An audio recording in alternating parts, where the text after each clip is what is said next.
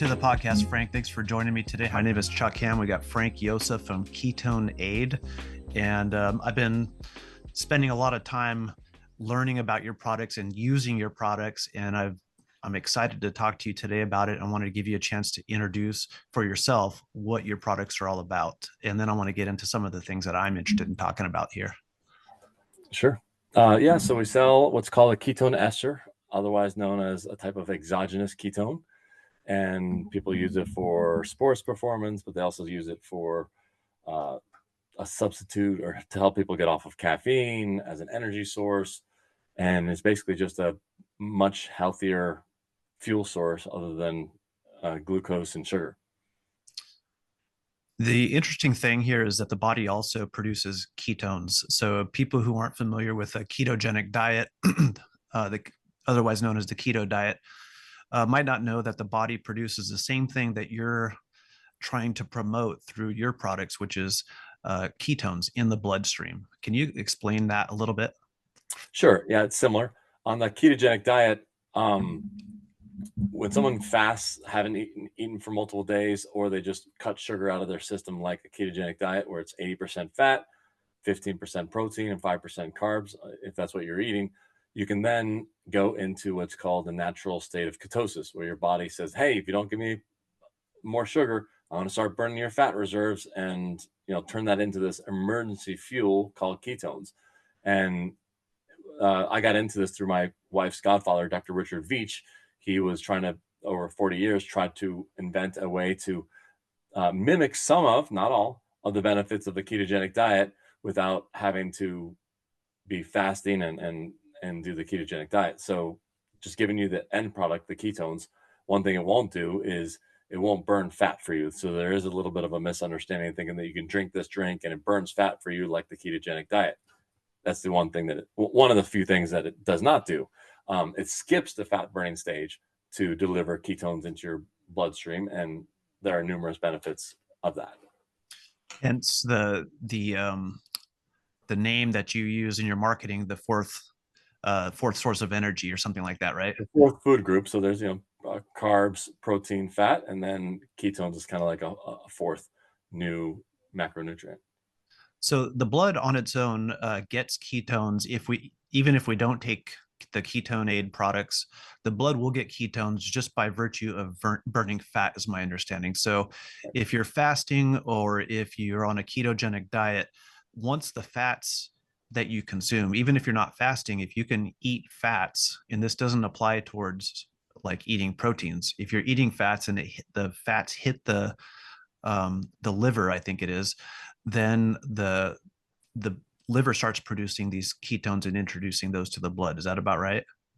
Kind of. There's one type of coconut oil called a MCT C8 coconut oil, where 15% of that will convert into ketones. So it's kind of like a hybrid exogenous ketone in that you can be eating a cake or eating rice and put this on there and your ketones will show higher, but that's not the system burning fat to make ketones. That is just an external source of ketones. And it has its own problems, such as GI issues and stuff like that.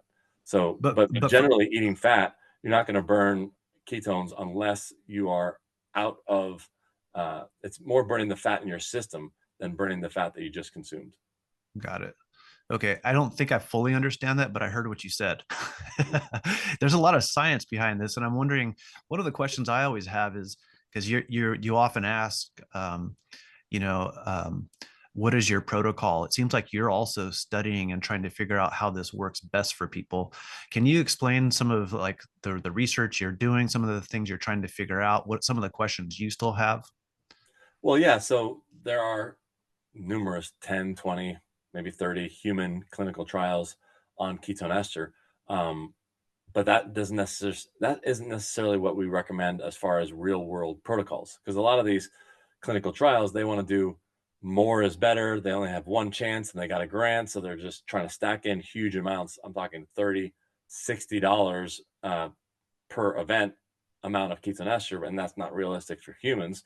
And it doesn't always work as well. Sometimes you take too much and it'll drop your blood sugar, and that can make your performance worse. So protocols, yeah, we have a general protocol, but then people have to customize and make their own. So, the number one easiest thing is the recovery protocol, taking it after your workout. That is the brainless, easiest. The clinical trials at higher doses have shown it to work. But then what's really tough is during the race or during a workout protocol or before a workout protocol. There are just many, many variables, including, are you on an empty stomach? Did you have breakfast? Did you add sugar to it? And while it sounds sexy to have this dual fuel concept of sugar and ketones, having them both in there, I'm not convinced that is necessarily the best thing, because sugars also will block your body's own endogenous production. So if you remove the sugar, you could almost say it's a dual fuel of your body making its own ketones, because you woke up in the morning, fasted, you go into your workout, you don't have any fuel, and then you're adding exogenous ketones on top of that. So you're kind of stacking, that. And then some people will take it before bed for sleep, tiny amounts, which is counterintuitive. People think of energy, they think of caffeine and a stimulant, but it's not a stimulant. It doesn't make you go up and crash. And then some people will take it just for brain fog and ADD, ADHD, to be more focused. They'll take it a couple times during the day. It tends to last 4 or 5 hours. So there really are a dozen different ways to take the ketones. It's not like caffeine, where you can just take caffeine at any point in time and feel it. There's really not really that many protocols on caffeine. So it's just not like that. It's a little bit harder to figure out and find out what's the minimum effective dose that you can take. Some people take as little as $2.50 a day. Some people will take $10 to $20 a day. And then the pros will take more, much more. And I wonder how much more. Well, they can take a full bottle of, so based on the clinical trials, they'll take a full $25 bottle with 25 grams of active immediately after a 5-hour stage race in like the Tour de France. Okay, so speaking of recovery, and this is where I got introduced, and you've got this video that went viral of Mark Cavendish looking for his KE4, and he's kind of frantic because he's thinking about his recovery. He just got done with a big sprint, and I don't know if he had won that sprint. I don't remember. No, he was very far behind. The point was he needed to recover for the next day to be ready. Got it. Okay. To win, yeah. Well, and I don't remember if it was one of your videos or I was actually watching the stage, but I did follow the Tour de France this past year, and I ended up seeing this video that went viral, and I didn't even think about recovery after that. I just started looking into your products, and I started seeing that it's being used by 11 out of 12 of the Tour de France teams, or some crazy number like that, and I thought, well, if they're all doing it, I should be trying this too, because I enjoy cycling and it could make me better.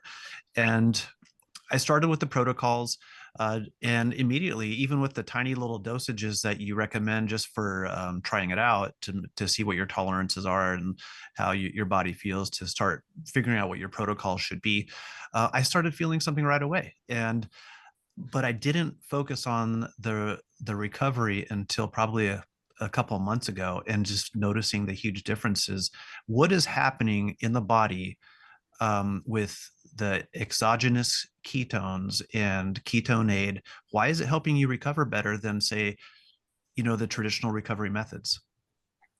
Oh, that might get above my pay grade, because I'm not a scientist and not a doctor. But it's mysterious to me. It does so many things. I mean, the body is designed to have this emergency fuel source, and it goes in and cleans up all of the mess, all of the garbage that's been created, oxidative stress, just all of this explosion, nuclear bomb that you've set off inside your body after a 5-hour stage, and it just goes in and helps clean up that stuff.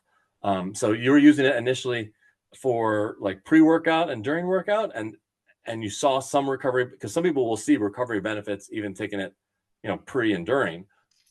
Is that how you took it first, and you noticed some recovery benefits, and then you looked into it more and said, oh, I should also, or instead of, I should be taking it afterward? Well, I don't know, because once I decided this product is working for me, then this is the KE4. then I decided it's time to step it up from 5 ml to 10 ml, which is 2 capfuls. So each little capful is a measurement of 5 milliliters. Right there, you go. Looking at the video for those who are just audio, you can see what the capful looks like. It's 5 milliliters. And initially, I had gotten up to 5 ml, and I was just kind of sticking with that, liking it, enjoying the result. But I don't think it was helping me with recovery that much because it's only 5 ml, and I'm doing these long workouts. And by the way, at that point, I was still taking caffeine against your advice. And this is the other interesting thing here is we do have lots of published data about caffeine helping endurance athletes. So I was resistant to that. I want to get into that question a little bit, but first I want to continue talking about recovery. I finally got up to 2 ml and then realized, man, I Two can, capsules. Two yeah, capsules. sorry, 10 ml, 2 capfuls. I can do these 4-hour bike rides. I can feel great, do lots of climbing and come back and then take a little bit more, 2 capfuls again. And I feel like I'm recovered and I'm ready to go to work. Whereas Yeah. before, I was ready to recover, rest, and maybe do a half a day of work or something like that. Do a little bit less because I just did a big workout. Not anymore. Now, and this is the huge selling point for me, and this speaks to what Mark Cavendish was probably feeling that day completing the tour. He wanted to start his recovery and he wanted to get into the next phase, which, as you described, was the next stage, recovering for the next big day. Yeah.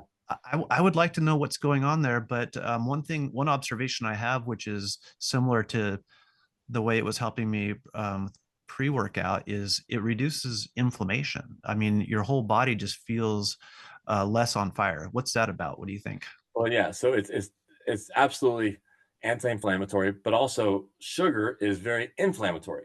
So Yeah, you've got two things going on. If you're able to reduce your sugar and just take ketones, then you're doing a double whammy. You're removing the inflammation, and then you're increasing something that is known to uh, reduce inflammation. You get that double whammy. So some people will do workouts with a whole bunch of sugar and caffeine, and then they'll try to switch over to 25 calories or 20 calories of our stuff a few times throughout their workout. And sometimes it's a hit or miss. Sometimes they'll notice a benefit or not. But if someone says that they normally do a fasted workout and they take KetoneEster on top of their fasted workout, then they get the multiplier effect, and that is a no-brainer protocol.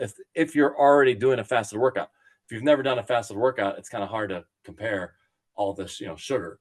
But yeah, getting off of that sugar, reducing that sugar intake, and so sugar creates lactic acid as part of the byproduct. That's part of the cycle of it.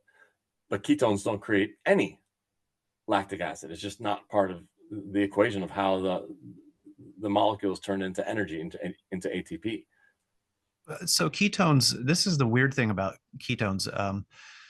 They they are energy, but they are not calories in the typical way that we think about calories. For example, carbohydrates, you get 4 grams of you get what is it do you get? You Yeah, I get think 4 calories 4.4. per gram of carbohydrate. Same with protein, but fat, you get 9 calories per gram of fat. And all of those calories can be converted to fat, whereas ketones, which is none of those things, Right. you urinate it out. If you have an excess of ketones in your blood, you're never going to get fat, in other words, off of ketones. You're either going to use that energy or it's just going to leave your system. Is that about right? Yeah, some people have taken too much and have fallen asleep right afterward, like just an energy spike and then a crash. And there are some theories that there might be an insulin-like response that might be shutting that down. But yes, for the most part, it is a much more direct energy source that is either immediately consumed or, well, it goes into your bloodstream. As far as it going into the urine, I'm not sure how much of it goes in the urine. Urine is what your body's not using.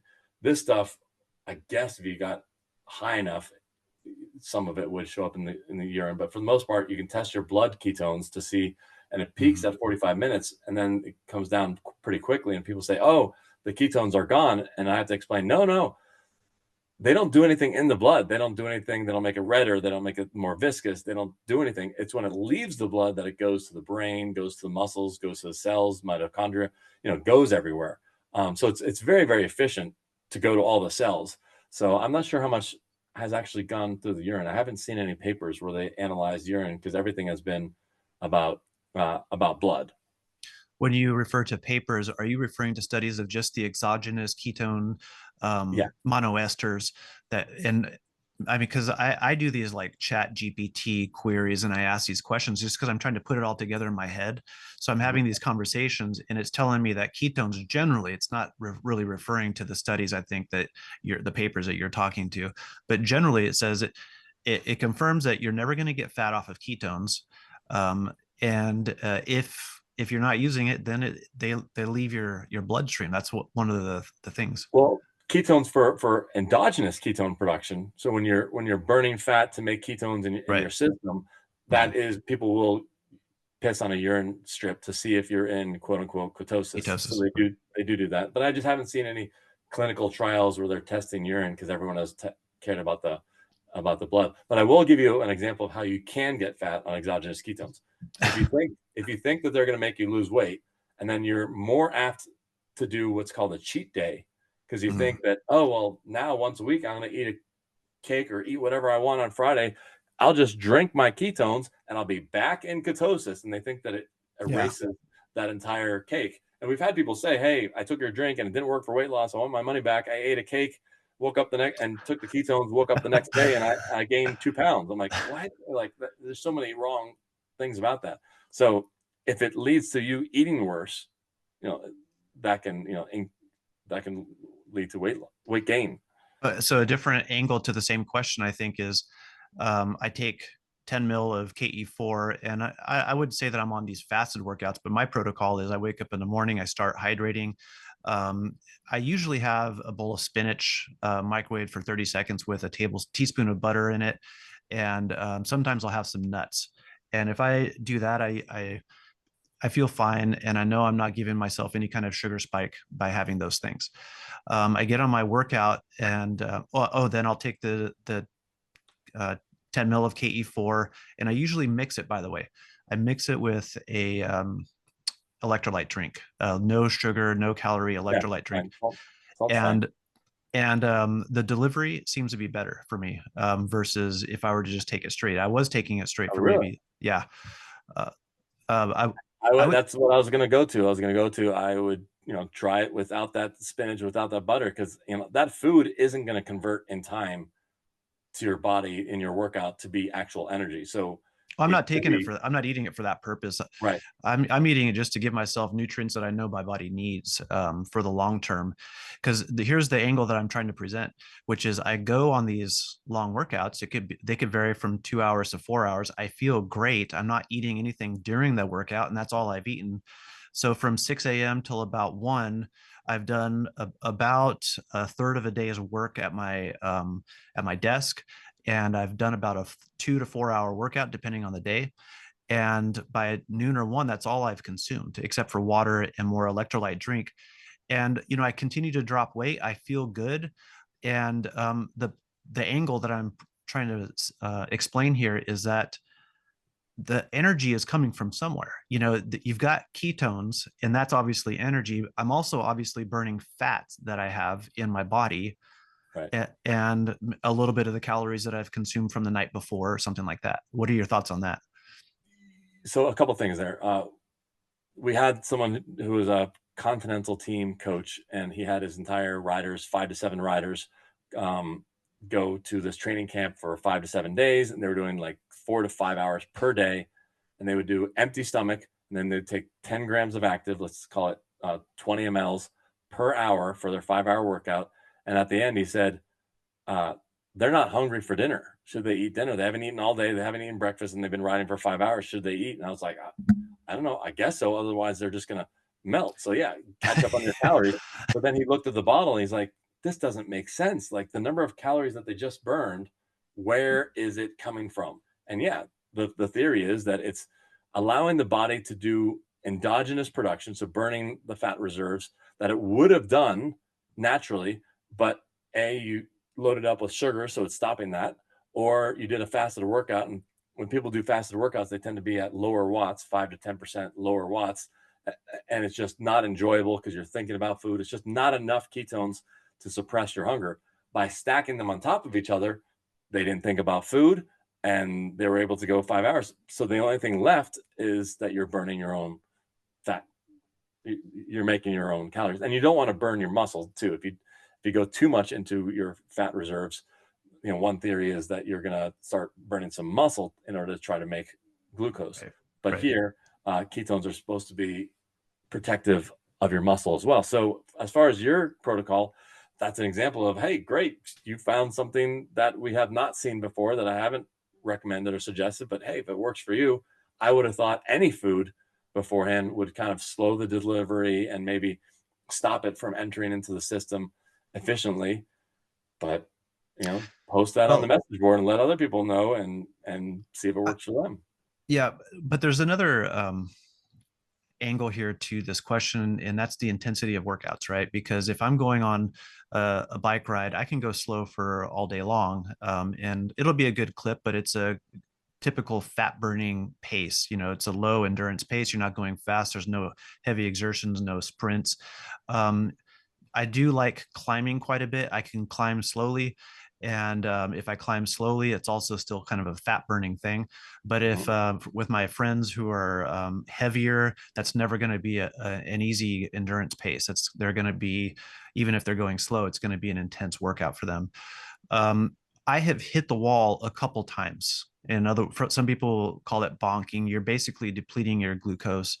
I don't know what that is.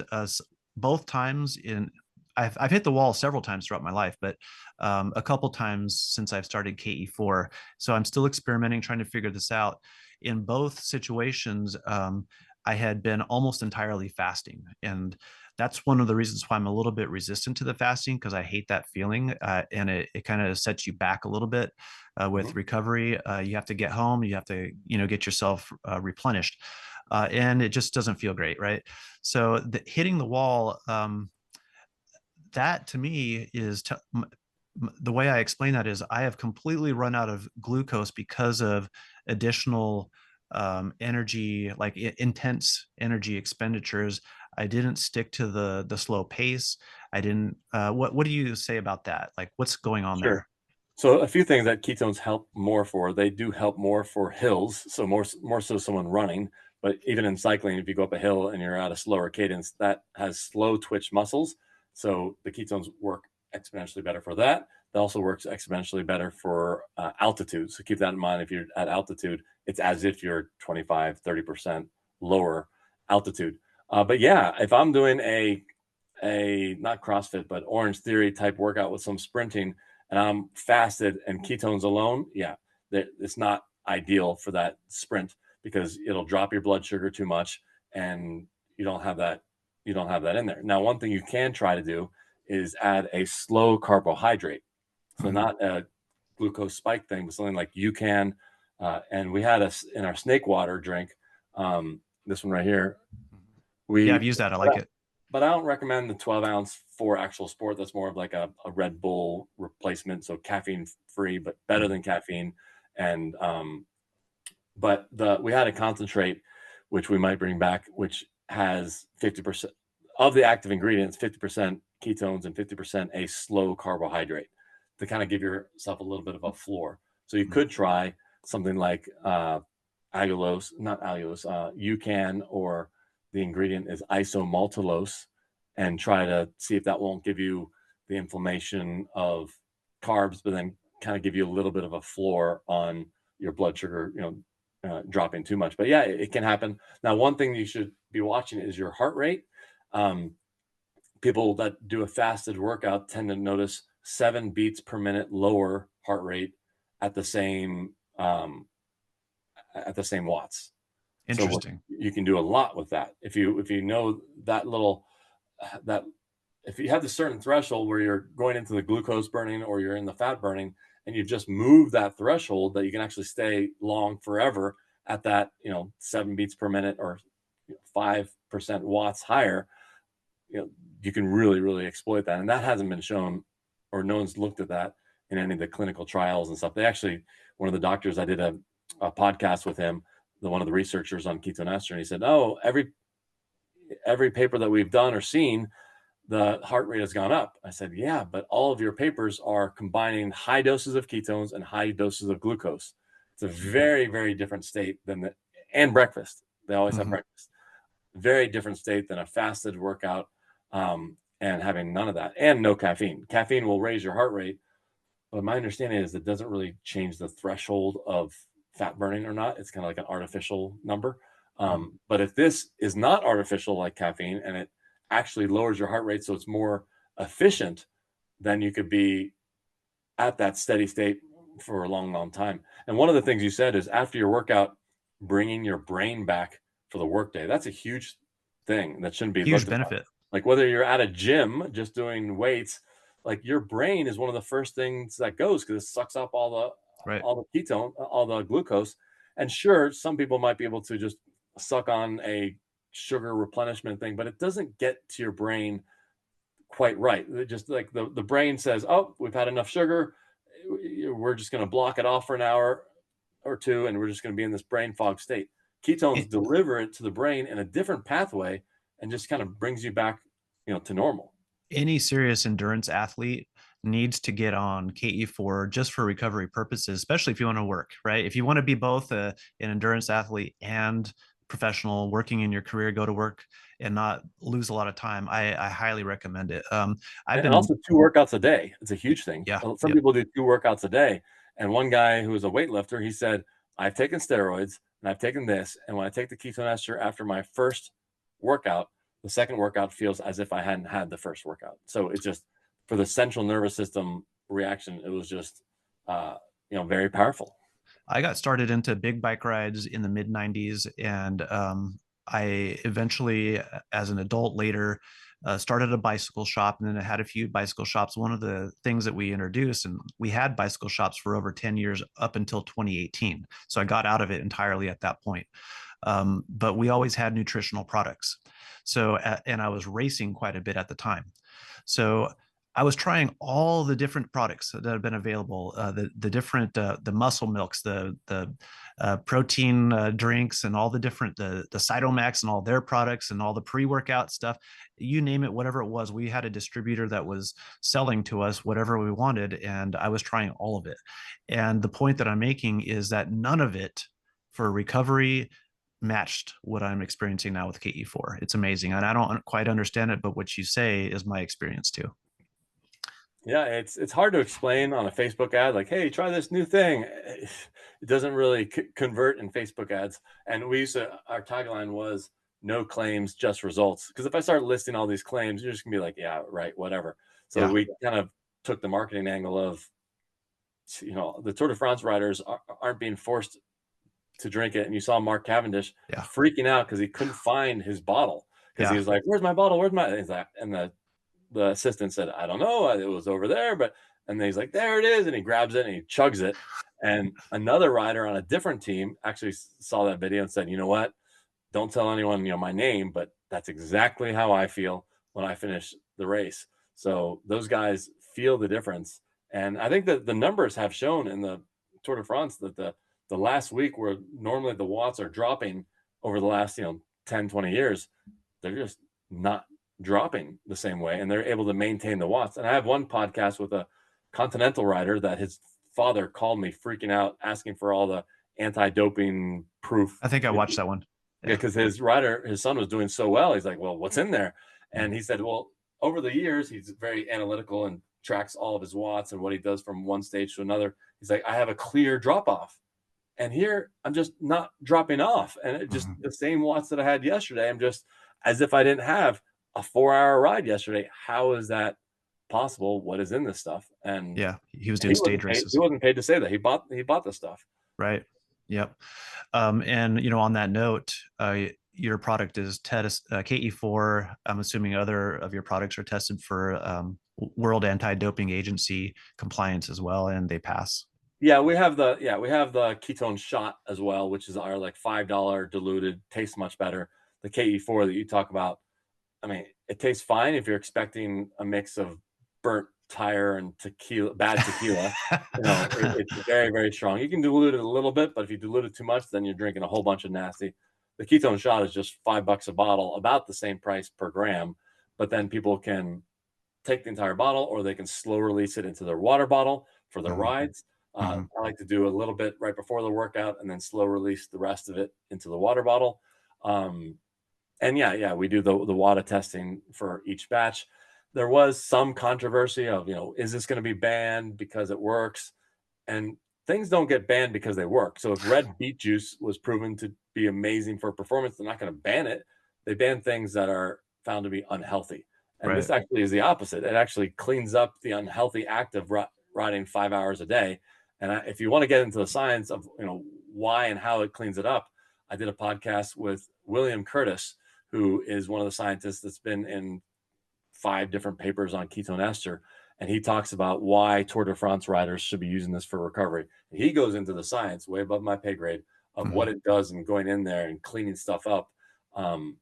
So that's a good one as well. William Curtis? Yes. Yeah. Okay. Look and he has Parkinson's himself. So he's done a lot of research on that as well. The last topic I want to hit is this caffeine thing, because you recommended getting off of caffeine because you have your experience in research shows it. And I kind of listened to that. No research on the caffeine. All caffeine is pro caffeine. Well, I don't know about all research being pro caffeine. Most research is pro caffeine, I would say. They're sponsored by the caffeine companies, and you can find a scenario where you take a rider and load them up on something, and this 20 minutes they're fine, but how was their sleep that night? How was, did they have to have no caffeine for 2 weeks to then be able to take it? Or were they taking it? The devil's in the details. Bottom line is, it's a stimulant, and what goes up has to come down. Yeah. When do you want it to come down? Now, I guess you could take it in a certain strategic time in a race where it's going to come down after you're done with the race. Okay. You can debate whether it's healthy super long term, but you're focusing on that race. But with ketones, you got to watch out, because ketones will multiply the caffeine effect. And I used to say 2x. Now I'm saying why is that 3 or 4x? We don't know exactly, but we think that it's just carrying the drug into the blood system. And ketone ester, the word ester is important. It's a bond of 2 ingredients, D-beta hydroxybutyrate, technically what your body makes, an acid form, bound to R13-butadiene. That ester, drug companies make things into an ester to enter into the bloodstream, to enter into the brain. So some things can only enter into the blood, like dopamine, but then levodopa will then, it's like an ester, will enter into the brain. So the ketone ester enters into these systems. I got sidetracked. Where was I going with? Well, we're talking about why does caffeine. So I think it's a carrier for the caffeine to bring it into the not necessarily that the makes sense, but into the brain. And we had one ultra marathon runner doing these 2-day races, and she knew about the 2x effect, and she knew the exact amount of milligrams of caffeine, and she knows her body well enough so that if she goes over by 20%, she's got diarrhea, she's got the runs. It's a caffeine effect. And she had cut her numbers in half, assuming that this doubles it. And she goes, Frank, I think it might be more like 3 or 4x, because I cut my amount down to like 400 milligrams. I don't know if that's over a day or what that is. And she's like, she had to, I don't know if she dropped out of the race, but she was, winning the race, and she had to stop because she had that caffeine effect. But we've helped many riders and runners get off of caffeine completely. It gives a very similar effect without those downsides, especially like this one guy, Anthony Kunkel, 50 miler. I asked him, hey, in a podcast, if you had one chance to give this to someone, because there's so many different ways, and what's the best chance that they're going to have success? One chance to give to someone, how would it be? And he said, go on a long run or bike ride, whether that is 1 hour for you, whether that's 15 minutes, whether that's 10 hours, whatever's long for you. The moment that your brain starts to go, take the ketone ester, and that just brings you back to your baseline brain, how you were at the beginning of the workout. And caffeine will do that to a certain respect, but it's fake. It's not real energy going to the brain. It's blocking receptors of your perception of being tired. Well, that's not real energy. So well, plus it's an addiction too, and I'm not experiencing that so much with KE4. So I got into this I have my own personal separate ideological reasons for just not being addicted to anything. I don't like being addicted to caffeine, but I was for a long time because of these pre-workout drinks. And Yeah, I they're had, all happening in there. Yeah. yeah, well, except for there are a few that have Right, right. no Sure, sure. stimulant, and I've started taking those because I also like those, like creatines and other things like that. Sure. Great. Um, And the so salts are great with the ketone ester, adding electrolytes. There is a theory that ketone ester, as does the ketogenic diet, can make you lose some salt. So I have suggested that people add that. If you're getting into the higher doses of ketone ester, some people will then add sodium bicarb to it.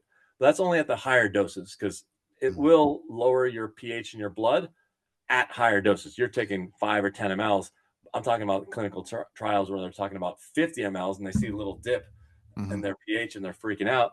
Okay, well, sodium bicarb pills will help with that, but then your electrolytes will be good. In a ketogenic diet, people will lose a lot of water weight, and with that, they'll lose excess electrolytes. So adding them back in is a good idea. Yeah, that's been my experience. I have to. But what I was saying about caffeine is I already had this desire to get off of caffeine, but I was only taking about 5 ml at the time. So I was still supplementing right at the very, even on my bike ride is when I would start introducing the caffeine and I would be fine. But basically, I went from taking 1 or 2 servings of the pre-workout drinks every single day to taking only 40 milligrams of whatever the serving amount would be, to have 40 milligrams of caffeine twice or maybe 3 times a week only on my longest days, because my understanding had always been that the caffeine helps with the long endurance, and that's always has helped me. So I wanted to try that, and it was helping me quite a bit. But that was before I increased to 10 mil of Ke4. Once I increased to 10 mil of Ke4, I said, I don't need caffeine and I don't want caffeine anymore. And what is happening with me? Right. Yeah, so it also it helps block some cravings for addictive things. There is uh, some research on it just blocking your desire for food, even just making you just not hungry. So not Mhm. desiring food, not desiring addictive things. One person asked me recently, "What about nicotine?" Apparently, nicotine is now a big starting to be a problem in the peloton. And I said I wouldn't be surprised if it did the same thing that it did with caffeine, which is make people not crave it and get off of it.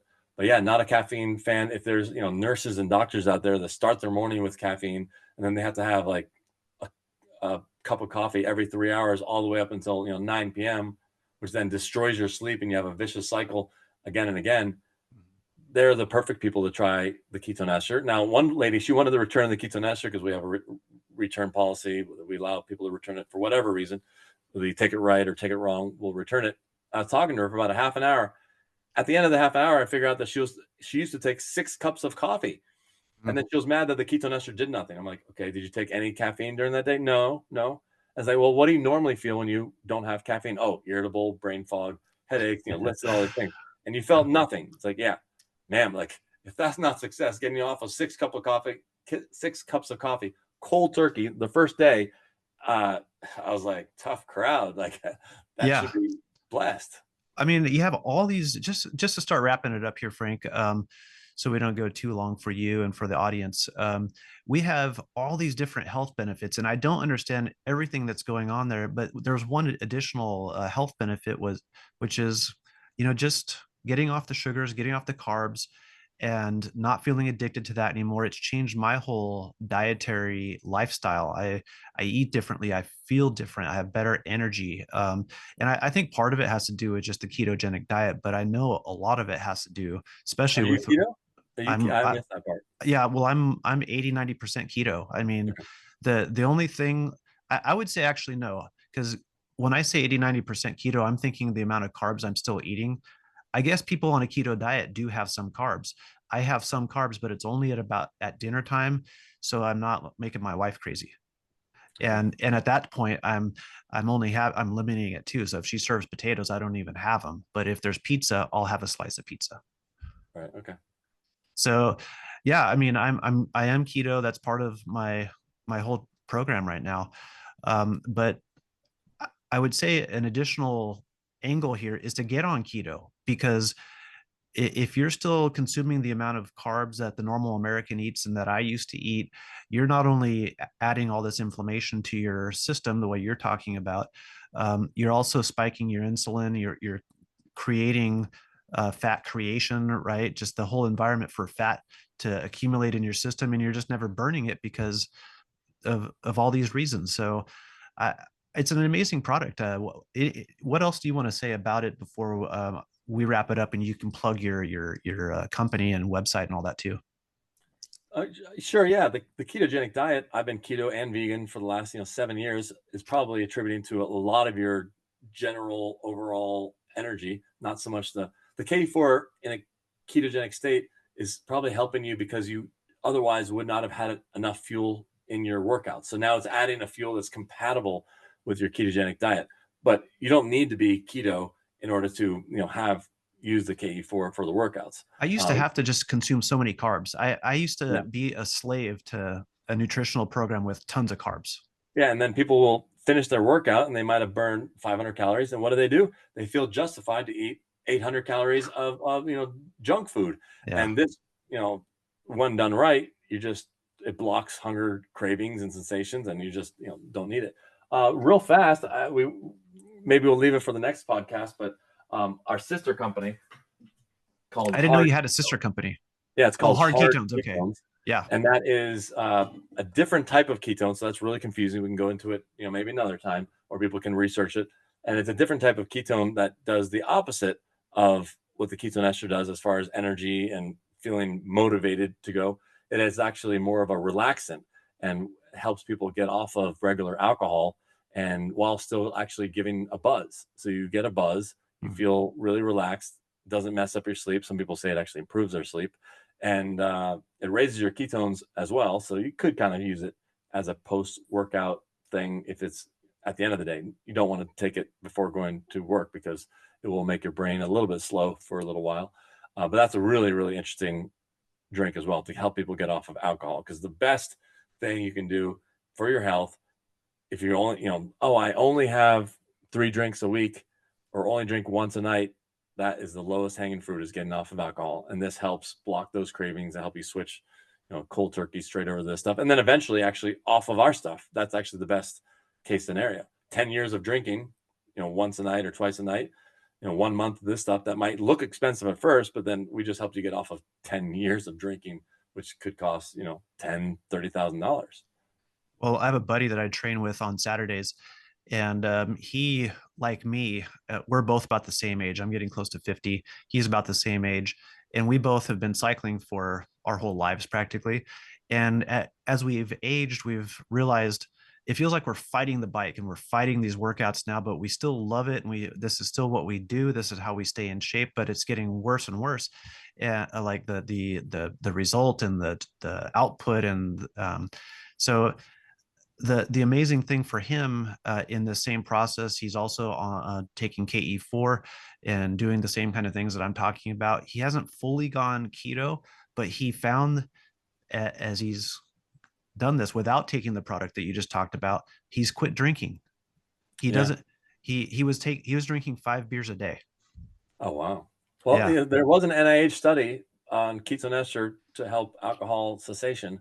I thought that they were using the wrong molecule. The R13 does that even more, but it's good to hear that someone found some benefit with that. Yeah.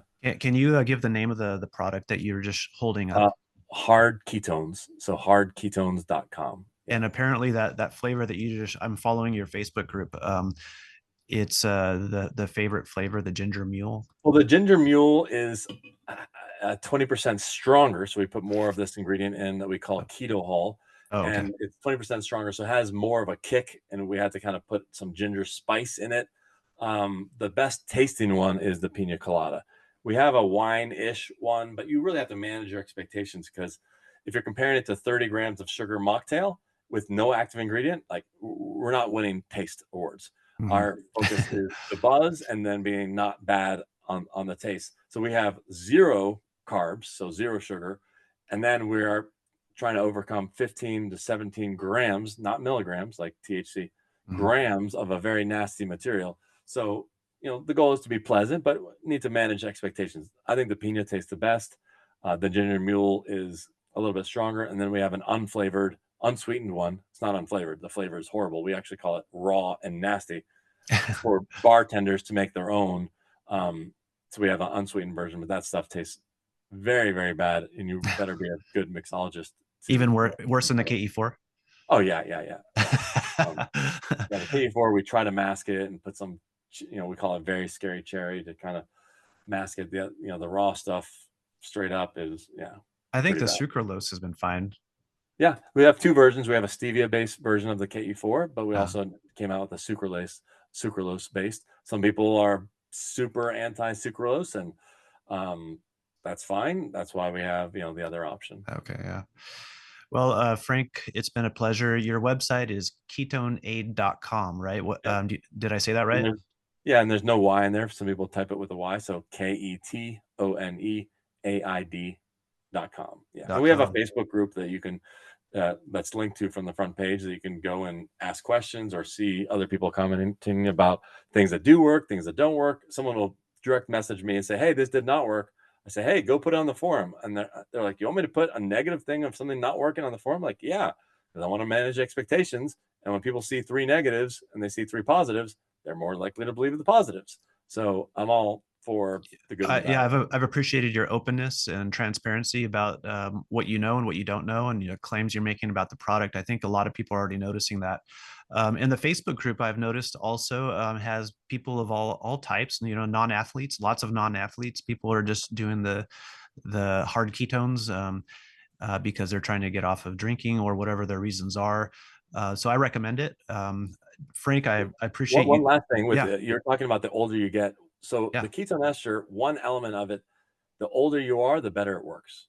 So it doesn't mean it's not going to work for a 20-year-old under certain situations, but the older you are, it is bringing you back in your years. That's kind of what it is. It's like that fountain of youth thing. It's doing something with inflammation in the body. Yeah. I mean, because as we get older, we have more reasons for that inflammation. And the mitochondria dies and doesn't recover as well. And this really does fuel directly to the mitochondria. And even people that take this, sometimes they ask me, well, what should I take on this race this weekend? I just got the KE4. I say, don't take it. Don't take it the first time. It's not like caffeine. If you take it wrong, or not that you take it wrong, you just take it a way that doesn't work for your body. We've had people drop out of races, and I told them, not to do it. But they take it 3 or 4 days every day before the race. And it's building the mitochondria, building different things. And then on race day, they go back to the regular protocol. And they're like, wait a second, like, could the ketones still be in my system because I had a PR and this and that? Like, no, it just made you ultra tapered off and ultra, it built you up, basically. Yeah, it's amazing stuff. Frank, I do look forward to having you on again. We'll talk about it. I recommend trying out the product. We also resell here out of the office. You can reach me at chuck@fund2000.com. Thanks again, and we'll talk soon.